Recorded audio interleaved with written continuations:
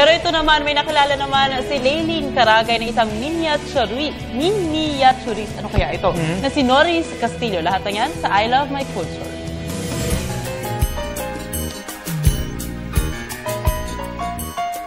Good morning mga boss! Alam nyo ba na ang smallest painting in the world ay nandito sa Pilipinas? Ito ay ang The Harvest na gawa ng miniature painter na si Norris Castillo. At narito ako ngayon sa GSIS Museo ng Sini upang ibahagi sa inyo ang kanyang tribute exhibit. Si Norris Castillo ay mula sa family of artists. Ang kanyang ina ay isang sculpturist at ang kanyang kapatid ay isang oil canvas painter. His love of art made him paint almost everything. Ilan din sa mga huling obra ni Norris ay ang fashion jewelries na yari sa ivory at ilan nito ay commissioned ng ilang art enthusiasts.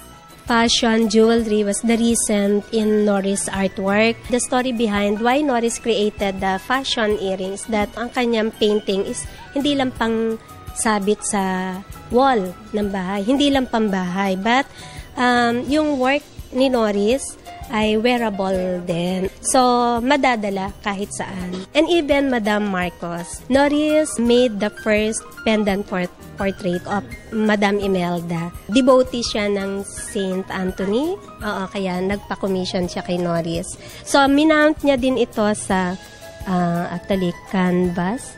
Ivory. I think this is ivory mounted doon sa silver bronze na case. Madalas, malalaking paintings ang nakikita ni Norris sa mga galleries kung kaya't naisipan nito maging isang miniaturist at ayon sa kanyang matalik na kaibigan na ang kanyang mga obra ay nauugnay sa araw-araw na buhay niya.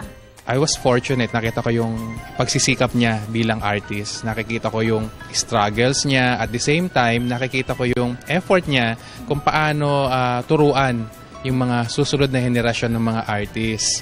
Nag-travel siya sa Scandinavian countries, Finland, Sweden, para lang pag-aralan yung 4 seasons doon. Itong pagiging artist niya, hindi lang actually siya nakikreate, kundi meron siyang disiplina pa rin. Gusto niyang ituro sa mga susunod na henerasyon. Disiplina.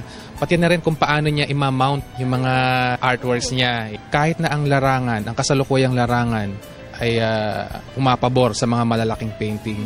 Siya hindi, nag-eksperimento siya sa maliliit. Kay liliit ng kanyang mga obra na kailangang gamitan mo ng magnifying glass para masilayan ang ganda nito. Ang mga obra nito ay hinangaan sa buong mundo at humakot pa ng ilang awards gaya ng pagiging the first miniaturist in Scandinavian countries at ang smallest painting na nasa National Museum. Ang gaganda ng mga miniature oil-on-canvas paintings ni miniature artist Norris Castillo. Alam nyo ba na may over 10,000 miniature paintings ang kanyang nagawa? The fine art is not measured by dimension, but rather by its ease and lovingness of that reflects the true and internal feeling of the subject and that of an artist. Norris Castillo. Once again, this is Laylene Caragay para sa I Love My Culture.